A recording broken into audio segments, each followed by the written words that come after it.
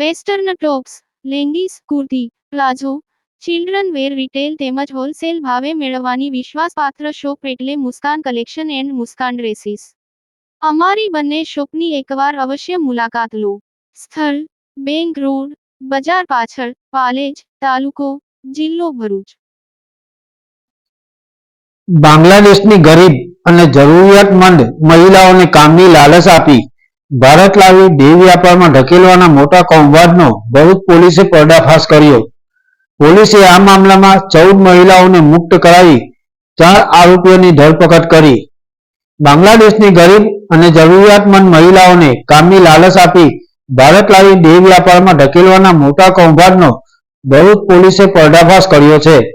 આ કૌભાંડમાં અંદાજે 60 જેટલી મહિલાઓને બાંગ્લાદેશથી ગેરકાયદેસર રીતે ભારત લાવી ગોવા, મહારાષ્ટ્ર, રાજસ્થાન અને ગુજરાતના વિવિધ વિસ્તારોમાં દેહ વ્યાપાર માટે મોકલવામાં આવતી હોવાનો ચોંકાવનારો ખુલાસો થયો છે।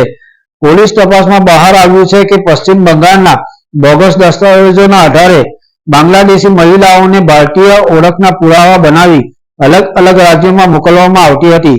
ભરૂચ ક્રાઇમ બ્રાન્ચ અને એસઓજીની સંયુક્ત કાર્યવાહીમાં ભરૂચના અલ ફારૂક પાર્ક સોસાયટીમાંથી બાંગ્લાદેશી 12 અને અન્ય 2 મળી કુલ 14 પીડિત મહિલાઓને મુક્ત કરાવવામાં આવી છે।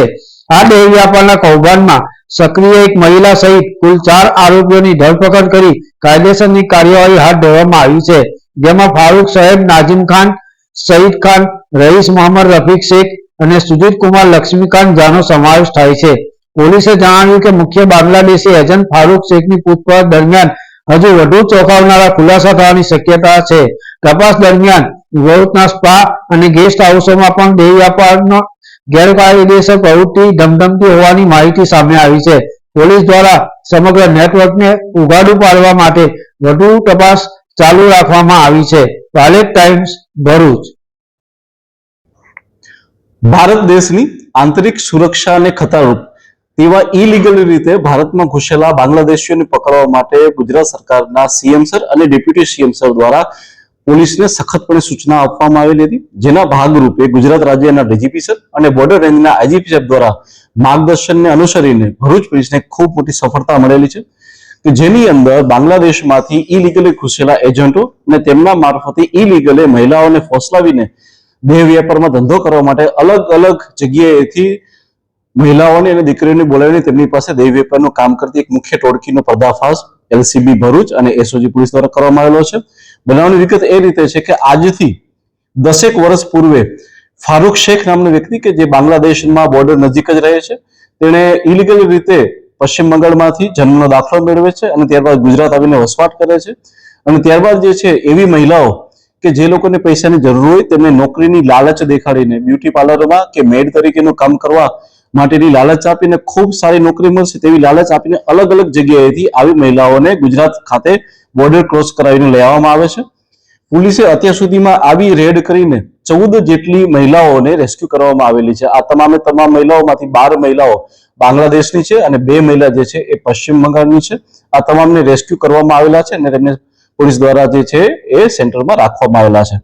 આ સિવાય આ જે ફારૂક શેખ નામનો વ્યક્તિ હતો તે અલ ફારૂક પાર્ક સોસાયટી કે જે ભરૂચ ખાતે આવેલી છે ત્યાં રહેતો હતો અને તેની સાથે તેના શાગરીતો એટલે કે નિઝામ ખાન કે જે મુસ્કાન સ્પાની અંદર તથા રઈસ શેખ કે જે સામાન્ય ગેસ્ટ હાઉસ ખાતે તથા સુજીત કુમાર કે જે અંકલેશ્વર ખાતે ગોલ્ડન સ્પા ચલાવે છે, આ તમામ લોકો ભેગા મળી આ મહિલાઓ કે જે પોલીસે રેસ્ક્યુ કરી છે તે અને એ સિવાયની બીજી કેટલીક મહિલાઓ કે જેને પોલીસ વિશે હાલમાં માહિતી મળી છે તેની સાથે મળી ગોવા, મહારાષ્ટ્ર, રાજસ્થાન તથા મધ્યપ્રદેશ ખાતે આ મહિલાઓને ત્યાં દેહ વ્યાપાર ત્યાં મોકલી આપતો હતો ને આ રીતે તે પોતાનો આખો વ્યવસાય ચલાવતો હતો।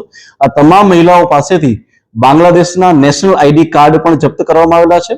આ સિવાય જે વ્યક્તિ જે મુખ્ય એજન્ટ છે એટલે કે ફારૂક શેખ તે બાંગ્લાદેશમાં કઈ જગ્યાએ રહેતો હતો તેની પણ પોલીસ દ્વારા શોધખોળ ચાલુ છે અને એના માટેના પુખ્તા સબૂતો પણ પોલીસને મળેલા છે।